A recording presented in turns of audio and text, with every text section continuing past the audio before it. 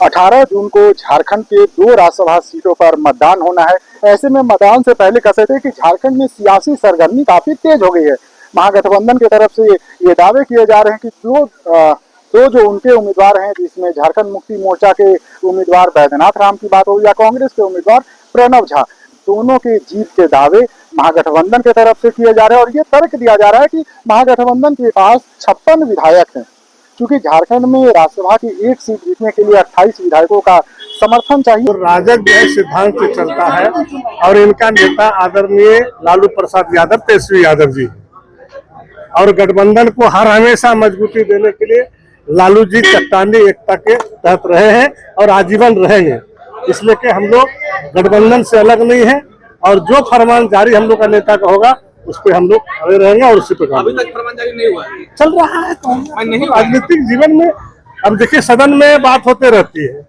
अभी आप देखे होंगे अगला ही मैंने जो है माननीय मुख्यमंत्री जी का बुलाहट आया था हम लोग में, अभी तक नहीं हुआ जारी। हम ये नहीं बात कर रहा है, ऊपर के लेवल से बात हो रही है, लेकिन हम लोग तो ये जान रहे हैं कि अंतिम तो गठबंधन के ही समर्थन में आना है।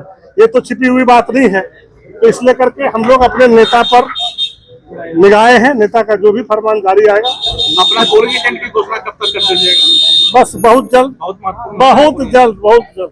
परिमल नाथवानी भी रांची में ही है। ये कौन नथवानी है, कौन क्या है, आपको तो बता दिया ना कि 26 साल के कैरेक्टर है, कोई 1-2 दिन की नहीं है। 3 बार राज्यसभा में 4 बार वोट दे चुके हैं और आरजेडी गठबंधन का एक मजबूत पार्टी। प्रत्याशी तो 5 भी हो सकता है प्रत्याशी, लेकिन जिनके पास संख्या बल होगा, विधायकों की संख्या होगी, जीतेगा वही। और यह 56 विधायक हमारे पास है नहीं, इंडिया गठबंधन के पास है। और हमें लगता है कि हम निश्चित रूप से दोनों सीट को जीतेंगे। बीजेपी दावा कर रही है 30 से 35 विधायक संपर्क में है।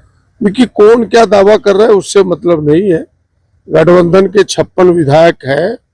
मैं इतना साफ कह सकता हूं कि उन्होंने जो हाउस ट्रेडिंग का चादर बिछाया है, इस बार उनको चादर समेटना होगा। लेकिन ये एक संदेश दे गया झारखंड में कि बार बार भारतीय जनता पार्टी इसी गलत परंपरा को मजबूत करना चाहती है। हमें लगता है कि उसको बेहतर जवाब इस बार मिलेगा। तो आपने सुना महागठबंधन की तरफ से मंत्री संजय प्रसाद यादव ने, वहीं कांग्रेस विधायक दल के नेता प्रदीप यादव ने, दोनों ने एक जोर देकर कहा है कि महागठबंधन के दोनों प्रत्याशियों की जीत सुनिश्चित है। बता दें कि 2 सीटों पर यह चुनाव होना है, 3 प्रत्याशी चुनावी मैदान में हैं।